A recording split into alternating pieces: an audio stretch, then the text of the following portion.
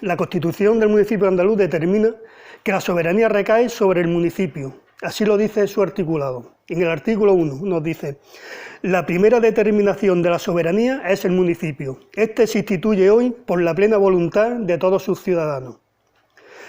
Lo que quiere decir que la soberanía recae en el municipio es que el municipio tiene todas las competencias, excepto las que se hayan cedido a órganos superiores. Es decir, el municipio tiene potestad para poner impuestos.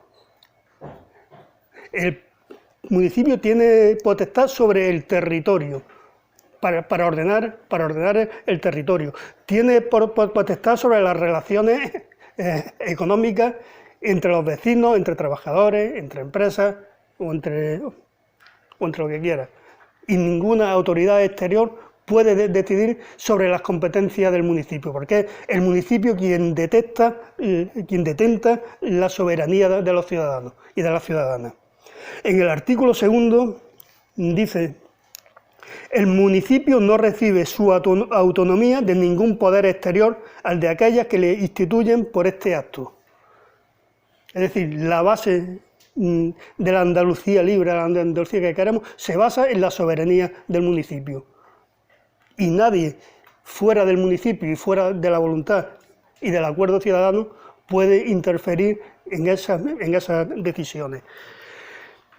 Esto, bueno, yo pienso que es lo más importante de la Constitución andaluza. Y esta Constitución es el resultado de las luchas y anhelos de la andaluza que durante todo el siglo XIX lucharon por conseguir la soberanía política y económica, estando muy cerca de conseguirlo, llegando incluso a la lucha armada contra el Estado español cuando en Andalucía se constituyó un ejército compuesto por más de 10.000 andaluces de todas las provincias andaluzas, incluidas las que hoy en día tienen menos cercanía con el sparanismo, como puede ser Almería, Granada, Huelva.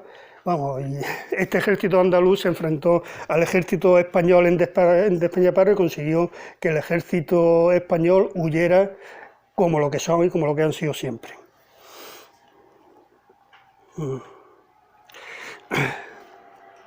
Bueno, y la Constitución de Antequera no es solamente un enunciado teórico sobre un ideal político. Las luchas de las cantonalistas y federalistas andaluces que se plasmaron posteriormente en la Constitución de Antequera también nos enseñan un método de trabajo y un método de lucha. La soberanía de Andalucía empieza en los barrios, en los pueblos, y desde ahí es desde donde se debe empezar la lucha en dos frentes muy concretos. El primero, la lucha contra el poder establecido, y el segundo, la lucha por implantar un modelo económico y social bajo los principios de soberanía territorial y soberanía económica de la clase trabajadora. Pero al igual que pretendemos construir la Andalucía libre del futuro desde abajo, desde el poder municipal, también debemos construir las herramientas de liberación y de lucha desde abajo, desarrollando los mecanismos de autoorganización política, social y económica. No podemos esperar a tener el poder político para construir la Andalucía libre.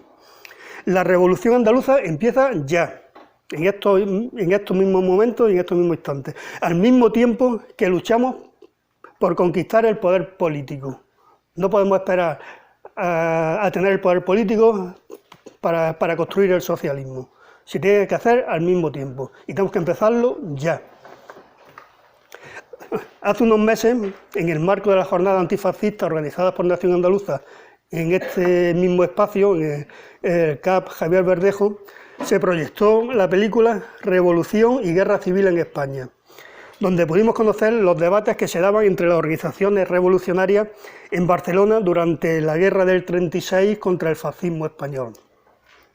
Algunas organizaciones participaban de la idea de que había que ganar la guerra para después hacer la revolución, y mientras mantenían las instituciones burguesas y sus métodos de trabajo, mientras que otras organizaciones pensaban que había que hacer la revolución al mismo tiempo que la guerra, cambiando el sistema económico y el modo de producción y de relaciones laborales, al mismo tiempo que se seguía en el frente combatiendo el fascismo. Nosotras somos partidarias de la segunda opción, la de ir construyendo el socialismo en la medida en que vamos liberando territorio, en la medida en que vamos ganando la guerra contra el fascismo y vamos ganando la guerra contra el capital y vamos ganando la guerra contra el Estado español. Estas luchas irán avanzando en la medida que consigamos ganar la calle, y creo que este es un concepto vital y un concepto de mucha importancia, que es ganar la calle. Si ganamos la calle, podremos ir construyendo alternativas económicas y sociales. La oligarquía lo sabe y por eso intenta sacarnos de las calles mediante amenazas de multas, de juicios, represión policial o agresiones de la extrema derecha, como hemos visto en todas las ciudades andaluzas que se han manifestado en solidaridad con Cataluña, o cada 2 de enero en Granada, donde las fuerzas reaccionarias y policiales intentan sacarnos de la Plaza del Carmen, en contraposición con el acto que alguna gente hace en un local cerrado y que ni siquiera llama la atención porque no molesta a nadie. Bueno, con esto no quiero decir que no se hagan actos en locales cerrados, que no se hagan charlas, que no se hagan conferencias. Es importante y las tenemos que seguir haciendo. Pero lo que molesta al poder establecido, lo que molesta a la burguesía, no son esas charlas y esas conferencias en locales cerrados. Lo que molesta a la burguesía, lo que molesta al poder, es que les disputemos la calle. Y cada vez que hacemos un acto, el 2 de enero en Granada, un acto importantísimo por el significado, pero es un acto también importante porque le estamos disputando la calle. Y eso les molesta muchísimo. Y esa debe ser la medida para valorar nuestras actuaciones. Si no molestamos al poder, pues si no se preocupan, es que algo estamos haciendo mal. Avanzamos en la confrontación con el capital, avanzamos en la confrontación con la burguesía. Y eso se nota y eso se denota cuando estos se molestan, cuando nos mandan a las bandas de matones, como el sábado pasado en Almería, cuando se apoyaba a Cataluña. El avance en la consecución de nuestro objetivo solo lo conseguiremos en el enfrentamiento con la burguesía, con sus instituciones, sus leyes, sus partidos, sus policías y sus bandas de matones. Pero la burguesía también juega en el tablero político y pone a sus peones en juego para ralentizar o parar el avance de la clase trabajadora. Una de las estrategias de la burguesía es intentar conseguir que la clase trabajadora abandone las calles y que canalice sus luchas a través de las instituciones burguesas y de los procesos electorales, controlados por la burguesía y sus medios de comunicación, cuando no a través de las cloacas del Estado. Vamos a ver algunas pinceladas de cómo la burguesía utiliza la democracia parlamentaria para mantener el poder y proteger sus intereses de clase. Tras el triunfo de la Unión Soviética en la Segunda Guerra Mundial y ante el miedo al comunismo, el capital desarrolló un régimen democrático, dando cabida en su gobierno a una izquierda domesticada que aceptaba los pilares del sistema, es decir, aceptaba el capitalismo con todas sus principales características: propiedad privada de los medios de producción y relaciones laborales basadas en la explotación de las trabajadoras para mayor beneficio del capital. La pertenencia a estructuras militares como la OTAN o estructuras políticas como la Unión Europea son otro de los límites que la izquierda no debía sobrepasar para participar en el juego democrático. Ya hemos visto como aquí en el Estado español, hace unos años llegaron al tablero político y electoral algunas organizaciones súper revolucionarias con un programa hasta casi revolucionario, y ya hemos visto cómo han ido aceptando el sistema, y a medida que van aceptando el sistema van rebajando sus pretensiones. Ya no quieren salirse de la OTAN, ya no quieren salirse de la Comunidad Europea, ya no combaten el capital, ya no combaten a los capitalistas. Se han domesticado y han aceptado los límites que el sistema impone. En estos márgenes, antes de que llegara la crisis del año 2017, la socialdemocracia tenía capacidad para mejorar la vida de la clase trabajadora, como medio para parar el avance de la Unión Soviética.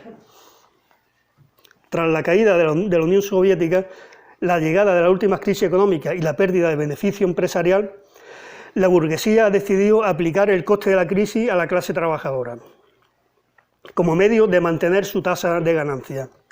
La reforma laboral, la ley Mordaza, la próxima reforma de las pensiones que nos va a llegar cuando acaben las próximas elecciones, los recortes en sanidad, en educación, en dependencia, así como en infraestructura y gastos sociales, se está sosteniendo sobre la sociología electoral, el mercado del voto, los medios de comunicación y la manipulación psicológica a través de estos últimos. El argentino Roberto Perdía, en su libro Prisioneros de esta democracia, lo explica de esta forma. Según recientes investigaciones realizadas por la Universidad de Cambridge, con 100 me gusta en redes sociales, se puede conocer la personalidad, la orientación sexual, el origen étnico, la opinión política, la religión, el grado de inteligencia, el consumo de drogas y la constitución familiar de una persona. Con 150 me gusta, mediante un algoritmo, se podría conocer y predecir el comportamiento de una persona mucho mejor de lo que puede hacerlo su pareja. Con 250 me gusta en Facebook, ni el propio interesado sabe lo que la estructura informática puede conocer de dicha persona. No, el sistema de manipulación sobre la población que tiene la burguesía hoy en día es mayor que nunca, es enorme. Por esto es difícil sostener que en estas sociedades existe democracia. No existe democracia porque las herramientas con las que cuenta una clase social son unas herramientas con las que no cuentan las clases populares y no cuentan la clase trabajadora. Con estas herramientas de control social es muy fácil manipular y es muy fácil orientar el voto hacia posiciones muy favorables a la burguesía. Básicamente la burguesía se sostiene sobre la mentira y la manipulación, sobre el miedo y los valores individualistas difundidos por la cultura hegemónica del capital. Y para hacernos interiorizar la falsa ilusión de que vivimos en un Estado democrático, han creado un sistema de izquierda-derecha donde a la izquierda se le llena la boca con palabras como democracia, derecho, justicia, pero de una forma abstracta para no asustar a la pequeña burguesía y contar con el apoyo de los medios del capital. Incluso las luchas concretas entre el capital y el trabajo, desahucio, paro, pensiones, pobreza, se deja en manos de sindicatos, ONGs o asociaciones de afectados, desconectando las luchas populares de las instituciones y de la lucha política. Cuando el sistema de alienación y control a través de la política, las instituciones y los medios de comunicación fallan, entonces se emplea la fuerza, pasando a la primera fila de la acción las fuerzas del orden y las fuerzas judiciales, como estamos comprobando en Cataluña, en Chile, en Ecuador, en Francia con los chalecos amarillos, en el norte de África, con los intentos independentistas del pueblo amazigh, e incluso en Estados Unidos, donde se está resurgiendo la lucha de clases. Ante esta situación se impone la necesidad de territorializar las luchas, llevarlas a los barrios, ciudades y pueblos. Pero ¿cómo podemos hacerlo? ¿Cómo podemos llevar a cabo esto? Bueno, no es sencillo, no es fácil, sobre todo con las fuerzas con las que contamos las organizaciones revolucionarias en estos momentos. Bueno, pero aunque no sea fácil, sí hay que tenerlo en cuenta, para tenerlo en mente, para poder ir desarrollándolo en el momento en que las fuerzas nos lo puedan permitir. Bueno, hay que conectar las luchas con otros grupos que actúan en el mismo espacio geográfico. Grupos políticos, sindicales, culturales, deportivos, animalistas, ecologistas, de defensa del patrimonio, etc., mediante la autogestión directa, de base y horizontal, organizando comités de autodefensa, plataformas para luchar contra desahucios, gentrificación, cierre de locales liberados, terror patriarcal, ataques del capital al territorio, etc. Unidades de acción municipalistas en torno a la defensa del territorio, lucha contra el desarrollismo, creación de centros sociales y culturales en los barrios, como están siendo los CAP, cuya función debe de ser la de dinamizar la lucha de los barrios y facilitar la creación de las herramientas de las que estamos hablando, creando cooperativas de producción y de consumo, potenciando las asambleas vecinales, las asociaciones culturales, los gimnasios de autodefensa personal, colectivos de educación sexual, radios libres y comunales, medios de comunicación populares, etc. Estas formas de autoorganización nos servirán de base para construir poder popular y municipal, al mismo tiempo que se lucha contra el capital y las formas de explotación.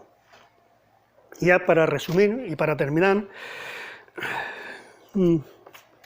es importante la unidad de acción de militantes y activistas a través de la democracia directa y representativa, en cada pueblo de Andalucía, desde abajo, desde las necesidades de cada barrio y cada pueblo, sin que decidan las cúpulas ni los líderes de los partidos, ni dando cabida a organizaciones cuyo objetivo es vampirizar el trabajo militante.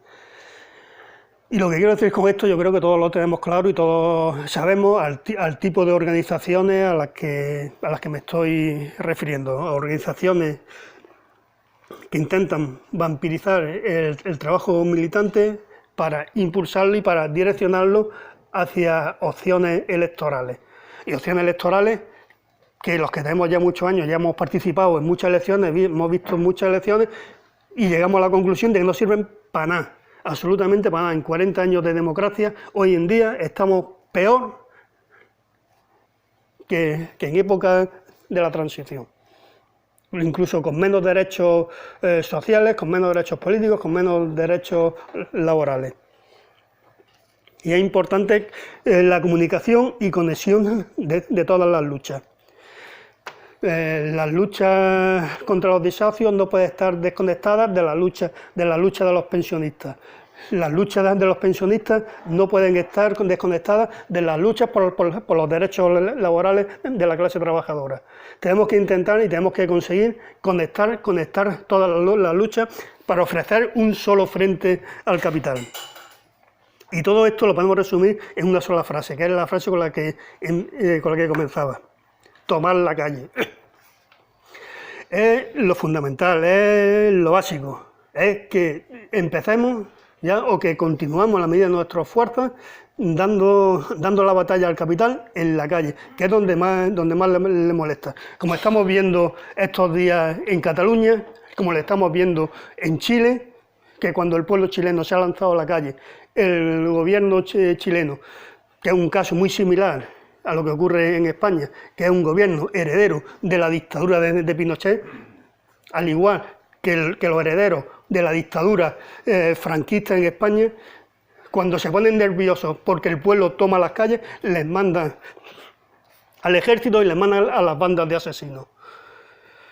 Bueno, y me quedo para terminar con esto, con este concepto, el de tomar la calle.